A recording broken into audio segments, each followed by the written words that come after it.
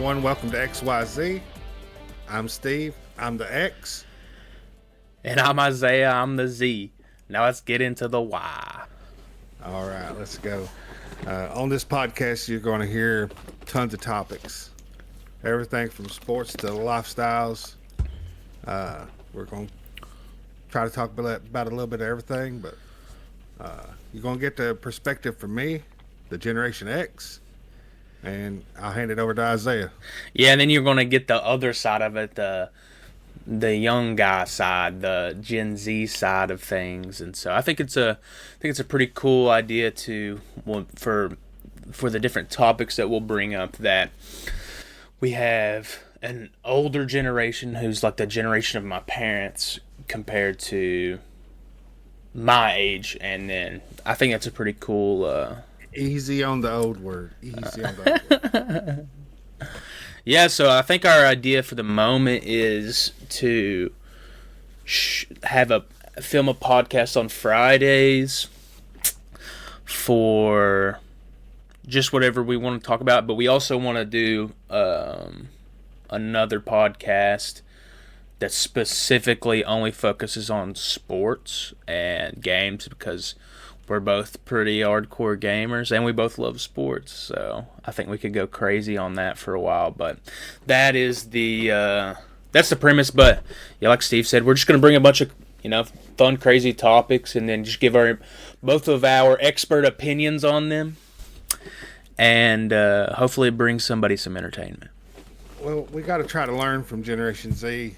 Just hopefully they learn from us. Yeah, that's exactly what we need. Gen X made a lot of mistakes, but that's why we can teach so well. Do as we say, not as we did.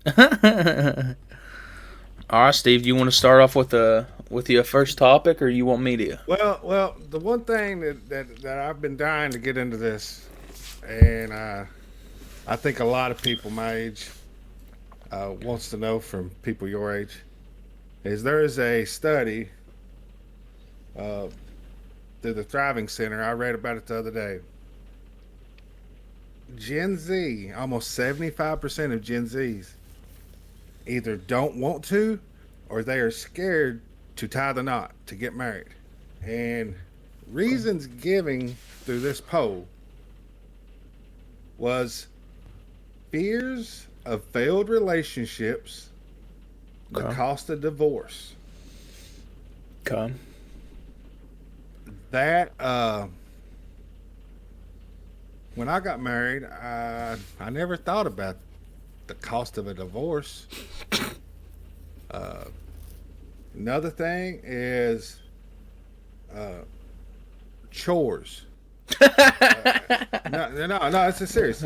They said in relationships, the chore split in the household is a big debate between in Generation Z. So, as a that actually makes Generation sense. Z yourself, Yeah, that makes sense. I want to know, how accurate is this poll?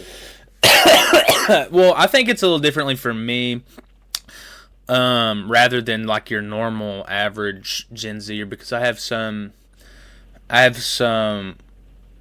like religion stuff that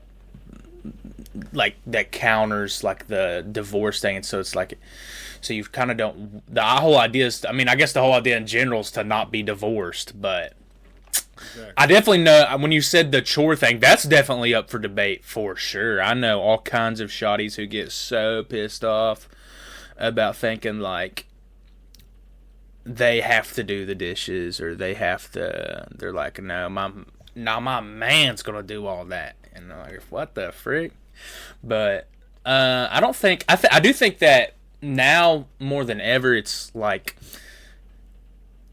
people are waiting so long to get married, whereas I feel like for your generation, they did that pretty soon. I mean, I know that my parents got married at like 21, 22, 23 or something like that. And I mean, let's be honest. My generation was, we was getting knocked up a lot more than your generation. So, and that's fair. That's one thing, I think played into that. But as far as my view on marriage and chores and stuff, everything's a 50-50. I mean, You get married, it ain't a 70-30 split. It's a 50-50. I mean, 50, but 50-50 could be like, it's all like subjective. Like it's like, yeah, for instance, like I would like mow my yard, but I don't want to. I feel like it's more less of like the issues with like marital chores, like house chores, with more along the issue is like girls are just pissed off about the masculine and feminine versions of chores. It's like, okay, as the guy, you should be expected to come home, and if the trash needs taken out, you're taking out the trash. If the yard needs mowed, I feel like that's always like, okay, you probably are going to have to mow. The guy was more than likely going to have to mow the yard. If the car needs fixed, the guy's going to have to take a look at the car. If there's a bump in the night, the guy's going to have to take a look around. If there's something wrong with the drain, if there's something wrong with the pipes, it's like, okay. So then what does that leave left for your wife to do? Well, it's like there's laundry, there's dishes, and there's food. So I like to cook. Let's just be honest. I mean, most men can cook better than women anymore. Oh, here's the thing. I don't think I've dated a single girl who's actually been able to cook. Anything. Ladies that's viewing this podcast, especially you Gen Zers, the quickest way to a man's heart is through his stomach. Amen, brother. Amen. Cook that man a dinner. Come on. Something that he loves, and you'll have his heart. Well, you have more than, you'll have that and plus. Which I was told once, when I said that once before, and I was told, well, actually, the way to a man's heart is a little bit lower than his stomach. Yeah. But I'm a fat guy, so just feed me. Yeah, no, I think the cooking thing's a real thing. Of like, well, as far as you said, you're doing the yard work, and she should be taking care of the cooking and stuff. My wife goes out there and does the yard work. Most time I'm in here doing dishes and cooking her dinner. Oh yeah, that is right. That is right. I enjoy to cook. Yeah. I hate mowing the yard. She enjoys mowing the yard. Yeah. So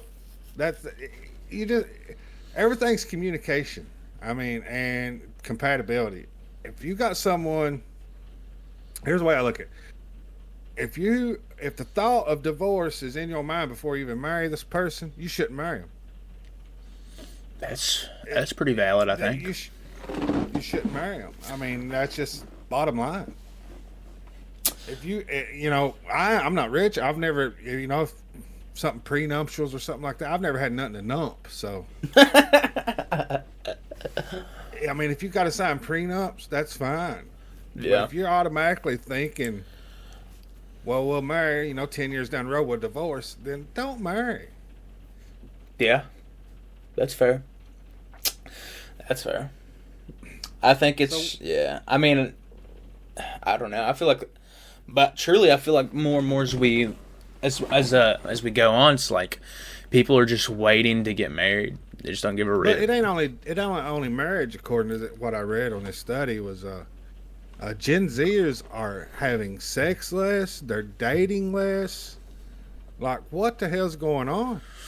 Well, I think it's more. I think it's for like a certain group of. So like take like your. I think that's true for a percentage of people my age who are not good at talking to people. So if you're shy and kind of antisocial and you don't do anything besides go to work and then come back home, I think it's almost impossible to meet someone. Social media has played into that? Oh, for sure. I think it's like people don't. It's just like social media has made it to where like people just don't know how to talk to each other anymore. In the sense of it's like everyone just sits behind their phone screen and talks to people, and then when it comes to turn to like, okay, I need to go actually talk to somebody to their face, I feel like a lot of people my age just can't do that well because they don't have to. So I feel like that's that category of people who are just shy, antisocial, so they're probably getting screwed.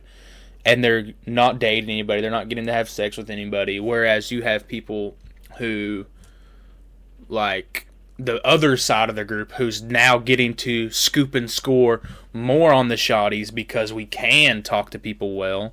We can, and so it's like we're not afraid to talk to people. You'll go and hit up a shoddy person, and it's like, yo, wow, this person's so confident. Whereas most guys won't even come up and say anything anymore. So I feel like that has to do with it. Yeah, I can see that. I mean, we grew up when your social media was, or any social gathering you did in person. I think so old. I just wish kids your age, guys your age, had to do what I did in high school. Which is what? Call the home phone. Oh no! Can I talk to your daughter, sir? I think y'all should have had to do that. Hey, Mr. Smith. I would love the opportunity to be able. Do I have your permission to talk to your daughter? What the crap, bro? I didn't even think about that. That's crazy. Yeah. Hey, can I talk to Sheila real quick? Yeah. That's nothing humbles you more as a young man is when that dad is like, who in the hell is this? And then you're like, well, she told me to call her, sir, if that's no problem. And then he hangs up on you. That's when you've done something.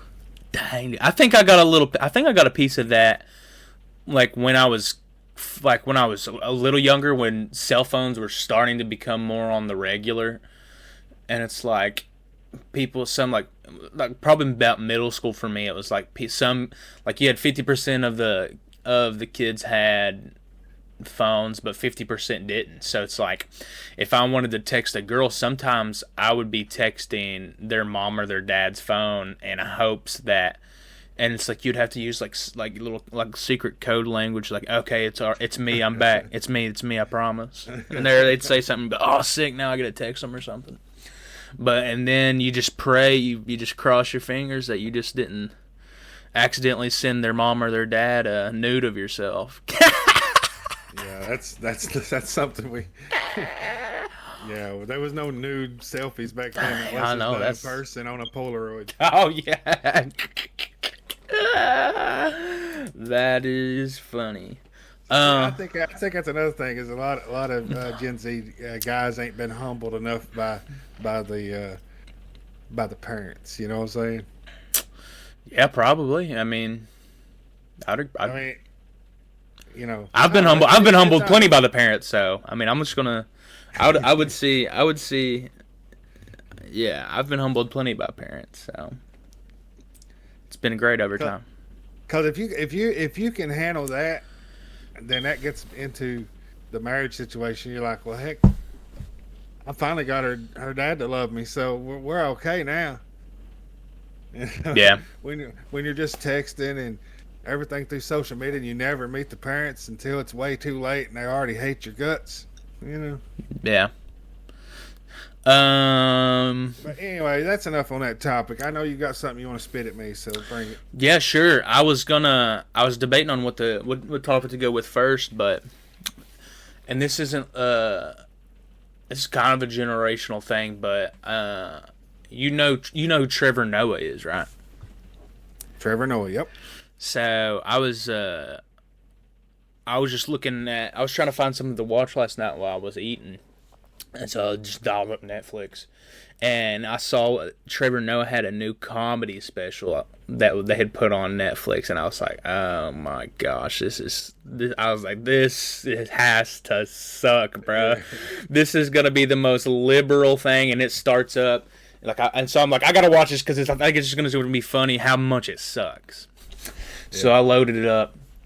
And it's him in a it's recorded, his special's recorded in a theater, and it's filled to the brim with people, and I'm just sitting there thinking the whole time, this is like the most liberal filled place I've ever seen. It's like he's walking around and everyone's losing their mind. And I'm trying to think, like, who's out there going crazy for Trevor Noah so much to you're buying a theater ticket to go see him, and him just walking around on stage is causing you to stand and applaud this guy. But he started getting into like his special, and I was just like, I'm sitting there trying to be harsh, and I'm like, this is gonna get real liberal. And he did get political from time to time, but he honestly had some good stuff. And I was kind of like, and I know that it has to be somewhat good if it took me out of the mindset of, okay, I hate Trevor Noah because he's a super libtard. And so if him saying things and brought me out, like he had some Hitler jokes, some good Hitler jokes. Yeah. And I was like, yo, what? It's like, no shot is he going to start saying some Hitler jokes in his comedy special.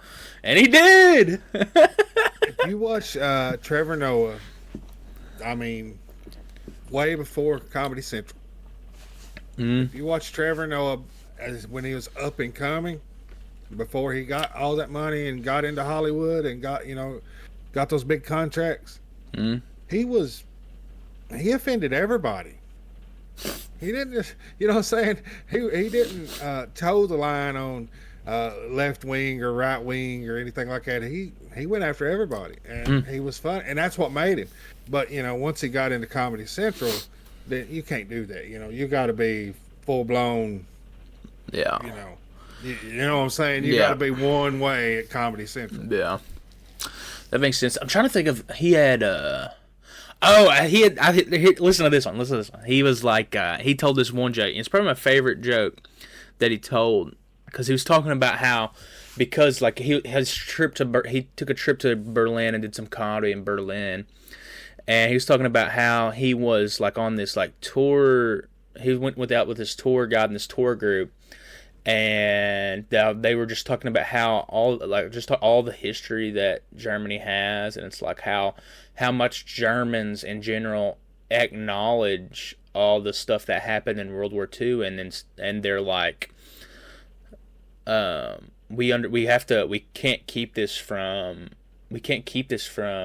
our kids, our young people. They need to know this history, so that way they don't repeat it. We don't need to. They're not the ones who did it. Just because their ancestors are the ones who committed these heinous crimes doesn't mean that it falls on them. And they're the generation who need to see what had happened in the past and make sure that they don't let it happen again. And so then he goes on about how we need to be doing that in America. And I was like, yo, what is this guy? This guy's actually saying some good stuff. But then he's like, one of the things he said, I was talking to one of my German friends, and they're talking about how everyone must talk all the time about how awesome it was that Germany changed their national anthem. And he was like, nobody talks about that at all because nobody knows that. So apparently Germany had the national anthem for had their national anthem while Hitler was there, and it was like their national anthem that had always been. And then right after World War II, they were like, okay, we need to change the national anthem. So it was like the words of the national. They didn't change the music. The music stayed the same. They only changed the words. So it was like the words for the first national anthem while Hitler's there. It was like, basically it was like Germany is over everyone and whatever, and but the song was the same. And then for when they changed the national anthem, they were like, okay, peace, love, and freedom for all German citizens, or something like that. But it was still the same music. So he was like, this is like, all right, let's think about Star Wars. Okay, so Darth Vader, when Darth Vader rolls up, he's got his theme going on. He pulls in, he comes in on his ship.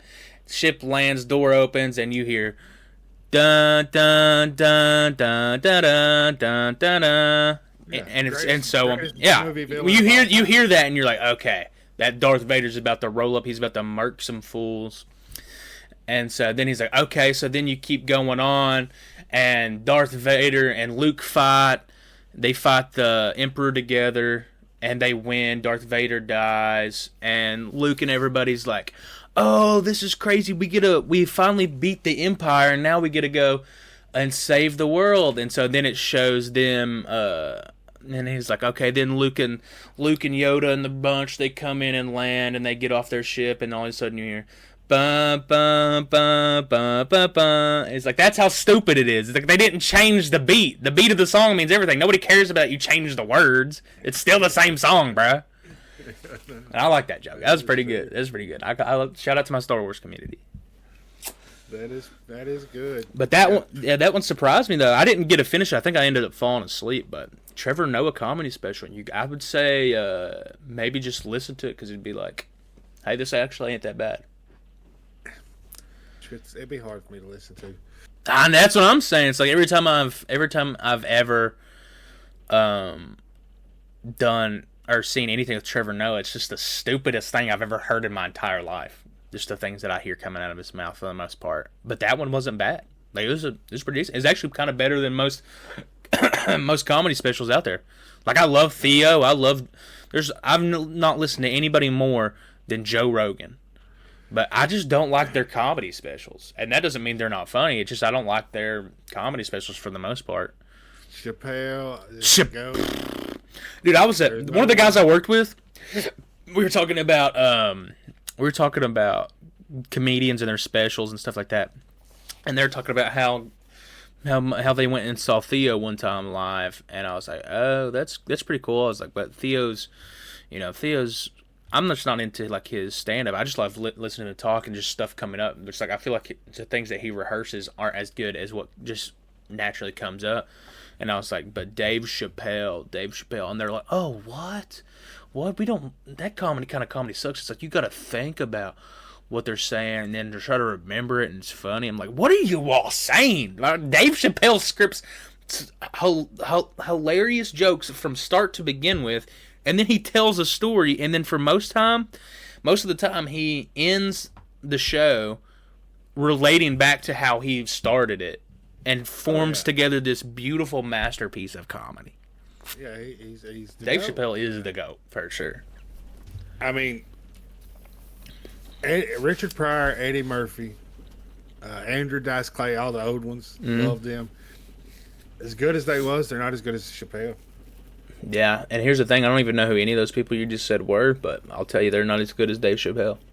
Eddie Murphy. Oh yeah, Eddie Murphy. Yeah, Eddie Murphy. Yeah, I think it's grossing comedy special of all time. Yeah, I've never seen it. I didn't know. I didn't even hear you say Eddie Murphy. Gross more than anyone. Him in that red suit up there. Yeah.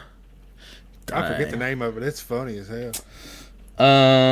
Rodney Carrington's funny. Yeah. Don't know who that is. He's a redneck joker. You know who I think's pretty funny? I've not watched a lot of their stand-up, so I can't tell, but definitely just from watching Kill Tony Hinchcliffe, I think is hilarious. That one boy that all the women think are good looking, he's pretty funny. Oh, Matt Rife. That boy. Yeah, he is pretty funny. But here's the thing: I don't know if he's funny or because I'm trying. Like same thing with Stavros. I don't. Have you ran into Stavros yet? So Stavros is like he's a kind of a bigger fella, but I don't think his jokes are that funny. He came out with he's got a recent special. Oh wait, he was on Theo not too long ago. Yeah. I think that he's in the same boat with Theo, that they're funny people to just listen to talk, but it's like when they start trying to make jokes, it's not really that good, but he does his crowd work super funny. His crowd work is awesome.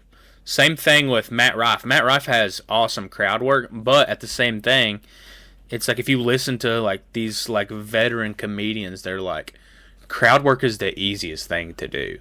It's like you don't ever judge on how good someone is as a comedian based off of their crowd work. Base it off of if they can actually write jokes and communicate jokes well. And I'm like, dang.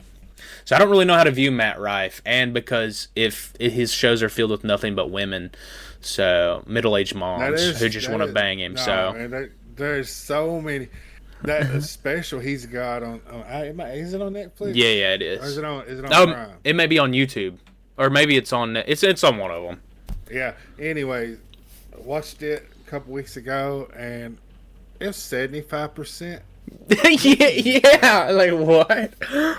Like they don't. And then the last thing I'm doing is judging any humor by off of what a woman says to me, bro. Objectively, sorry. Again, for our 80%, what I'm gonna assume is gonna be our 80% people. 80% of the people watching this are probably gonna be shawties. They're probably gonna be chicks. So, but it's like I'm not going to be. Women objectively just aren't as funny as dudes because they in life they don't grow up just shooting the bull with other chicks. They don't do that. Guys, all we do all day long is just destroy each other. So all we do is just train on on humor. So it's like our humor's. So it's like it's almost unfair for them to be able to compete against us with that. So I don't know. It's just like I feel like if it's like his comedy shows are just filled with a bunch of women, it's like he's not a comedian for them. He's like a male stripper. It's like except for he's not taking his clothes off. But I don't know. I think some things he does is funny though for sure. I'm not trying to hate on him. I think some things he does is funny. I just don't know how to look at it. All right. So I just pulled up the top 10. Best grossing comedy specials of all time. Number 1, Eddie Murphy. Dang. Delirious. That's the one he's in the red shirt. Dang. Red leather suit. Dang, I'm about to watch that. What's the rest of them? Number 2 is Dave Chappelle, Killing Them Softly. Oh, cool. Number 3 is Eddie Murphy again. Dang, Eddie. Number 4 is Steve Martin. Wild and crazy guy. The dude from Cheaper by the Dozen? Yeah. What? He's a stand-up comedian? Yeah. Number 5 is Chris Rock. Bring the pain. Oh, yeah. Okay. Number 6, Dave Chappelle. Dang, Kevin Hart's got to be somewhere up there. Number 7, George Carlin. Who is that? He was an older comedian. He talked a lot about, just common sense shit. Oh, okay. Number 8, Richard Pryor. Number 9, Bill Burr. Dang. And number 10, the original Kings of Comedy with Steve Harvey, D.L. Hewley, Cedric the Entertainer, and Bernie Mac. That was a good one. Dang, Kevin Hart's not got a top 10? Nope. Number 11 is Martin Lawrence. You so crazy. Wait, pause. I don't think Bill Burr is that funny. Kevin Hart is number 12. Oh, okay. I don't think Bill Burr is that funny. I've tried to watch some of his specials and think that Your first female comes in at number 13. Janine Garofalo. Whatever. Janae Garofalo. I gotta look her up. How do you spell it? Janene. Jane. What'd you say her last name was? Garofalo. Garofalo. Then Robin Williams, A Night at the Met. That was fun. That was so hilarious. Bro, I go back and watch it. Who the heck is this chick? I don't know. Check her out. Patrice O'Neal. I've never seen this woman in my life. Who is this guy? You might know him. John Mulaney. Dylan Mulvaney? John Mulaney. No, I don't know who that is. Yeah, he's up here. Mitch Hedberg. Funny dude. Louis C.K. Oh, okay. Yeah. What was his thing where here's the thing. What was his thing to where he got is in so much trouble? What did he do? I've never known. So, backstage at the comedy shows, all the comedians and stuff, they kind of hang out together in this, right in the green room. Yeah. Well, there was 2 female comedians back there. It might have been one female comedian and her friend back there, and Louis C.K. Mm-hmm. And Louis C.K., he asked him, "Do you care if I, pull it out and do a number?" And pull it out and start spanking it around? Yeah, and they said, "Sure, go ahead." So he did. He jerked it out and started, In the green room? Yeah. Huh? And they thought he was joking. That he, they just like, yeah, go ahead. So he did. He did. I respect it. He got canceled for that. For why? I mean, they gave him permission. Yeah, I don't know. That's crazy. Which, that's weird, man. That is so weird. It is a weird thing to do. I think that he's probably just like trying to. Well, he said anytime he gets off stage, he's got a raging boner because it's awesome. He said that's what gets him off. And I'm like, that's just so weird, man. That is so weird. That's hilarious. Holy crap. But yeah, that's why he got canceled. Dang. But for anybody your age, need to check out Eddie Murphy, and you need to check out Mitch Hedberg. Whoever the F that is. They're funny. Just put it together. They're fun. Let me ask you. Let's talk about this last thing, and then we'll wrap it up. I'd want to hear your opinion on how Christmas is now for you. Because for me now it's like that I'm like an adult and not a kid anymore. It's weird having to set like time aside and go and buy presents now. Because like normally it's like I never worried about that. It was all no one ever thought about that. It was like Isaiah he's just a kid. Where he's not going to buy we don't want him to buy us presents. Like, Isaiah's in college. He's a college kid. He doesn't have any money. We're not expecting him to buy us anything. And it's like, now I'm an adult with a job. And it's like, okay, now I actually have to go and buy people stuff. Well, so from my experiences,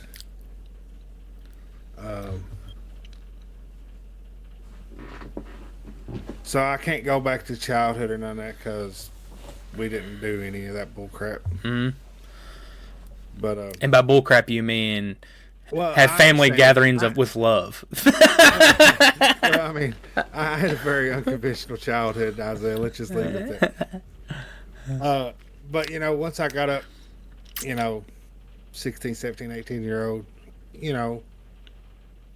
there's, I always made sure I bought certain people things. Mm-hmm. You didn't have that much money, but you try to, show them, hey, I appreciate what you do for me. Yeah. Then when you get into 20, 21, 22, 23, if you ain't got kids, then Christmas is still so. Buy for your parents, maybe a brother, sister, something like that. But if you got any like young nieces and nephews, always make sure you take care of them. Mm. But once you get kids, that's when as an adult Christmas is special, when you got young kids. Yeah, that makes sense. My kids are gone. It's not special no more. And by gone, he means they just moved out, not dead. They're gone now. Yeah, empty nester here. So, and wouldn't have it any other way. I like the space. I mean, I love my kids, but it's time for them to grow their ass up. But as your kids are young, you'll have kids one day, and you'll notice. Christmas time, as an adult kind of gets you, like, oh man, just to see their surprise and stuff like that. But then they get about 13, 14, then it's like, here's some damn money, go buy what you want. Yeah. So Christmas, as far as gift giving, comes and goes, as far as being special. This household here, we take Thanksgiving a lot more serious than we do Christmas. Like, we kind of get together more on Thanksgiving than we do Christmas. Mm-hmm. And maybe that's because very few of us are actual churchgoers. I mean, we're all, we're all believers. We just ain't all goers. You know what I'm saying? Yeah. I mean, the only time I really go to church is during funerals and weddings. and I got the same clothes for both, so it kind of matches. But I think if you was a goer, like if you don't have to like continuously like every Sunday be at church, but I think if you went to church once a month or something, I think Christmas would probably be more important, be a little bit more special, a little bit more important. Yeah. Than Thanksgiving, but yeah,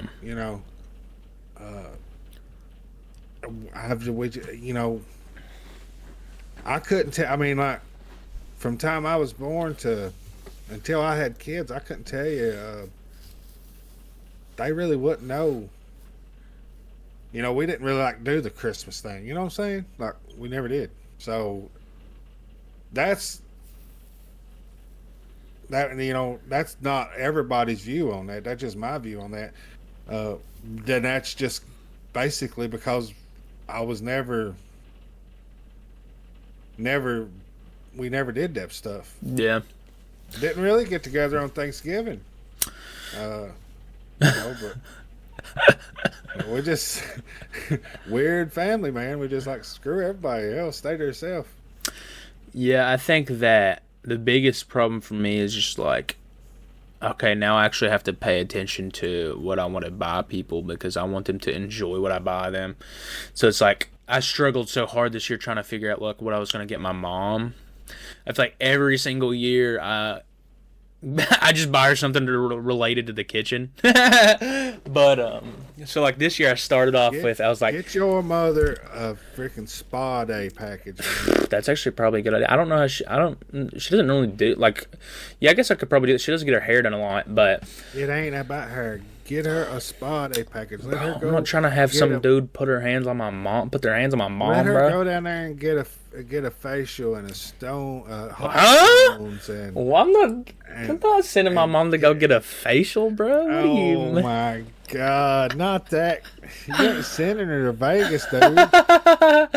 No, but I was ironing one of my shirts the other day. I know this is all going to be so ludicrous to hear because I don't think I've told you this, but and she's used the same ironing board since for years, and it's just breaking and falling apart. It barely sits off of the ground. And I was like, okay, so I'm gonna buy her a new ironing board. So I bought her a pretty nice ironing board. So I mean, and then I was like, okay, what else can I get her? And I was telling her about how I made chicken the other day and how it was super good. And because Jessica said that all she did was, she beat the meat, she tenderized the meat before she cooked it. And I was like, we got to start doing that. I'd never do that myself. And so I remember Mom always used to try to, but she doesn't have a meat tenderizer. So she just uses the back side of a metal ice cream scoop and just smacks it. And so I bought her a meat tenderizer too. So I bought her a gift so that she could iron clothes. I bought her a gift so that she could prepare meals better. And I was like, I freaking buy her a mop and broom. That's what I'm saying. I was like, I freaking suck. So I literally was trying to ask all my friends, like, yo, what do I need to get my mom? And no one would ever give me an answer. And I was like, so then I bought her some earrings too. But I was like, dang, I kind of suck. This is my experience, and I would say any lady that's around your mom's age and a little bit younger, a little bit older, they would appreciate hot stones and a good rub down and a facial. I think the hot stone thing freaks me out. I don't even think I understand. Like is it like I don't understand what that does. It just relaxes you. It's just all part of the massage. It's all part of it. Fair enough. All right. Well, we've basically been. Hold on. That you made a good point. That's the difference between men and women right there. A man is happy to get some damn power tools, a tool set, something he can do some work with. Here's the thing. I'd be stoked to get some new underwear. I'm gonna be real. We're bred different. We're like hell yeah. Yeah, I'd be excited. If somebody got me a DeWalt drill, bro, I'd be going crazy. Like, jeez, or like a new set of socket wrenches. I couldn't imagine wrapping up a mop and broom and saying, "Here, honey, Oh, Jess could be so pissed. I did buy her $800 vacuum one year. Oh dang! Yeah, I think 2 years ago. I'm trying. We don't have carpet, so I don't know why I did that. I'm trying to remember all the things I've bought my mom over the years. I've definitely bought her like a set of cast iron skillets. I've bought her some really nice kitchen knives. I mean, everything I buy her is related to the kitchen, bro. But you said she don't stay much time in the kitchen, though. No, I mean she does. I mean, I used to cook more here, but that like the last thing you want is love dad and all, but sheesh, that when that guy gets in the kitchen, it gets a little scary up in there. You know what I mean? It gets a little scary, dude. I'd just rather have mom in there. She knows what's going on, but as she should. She is a woman. Well, call me a female then.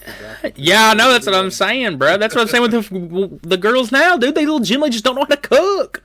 It's like if I can cook better than you, that's kind of, I'll look past it if you look good enough, but I definitely would prefer you know how to cook. But all right, well, looks fade. Yeah, that's true. That skill in the kitchen don't fade. So. No, it keep you happy forever.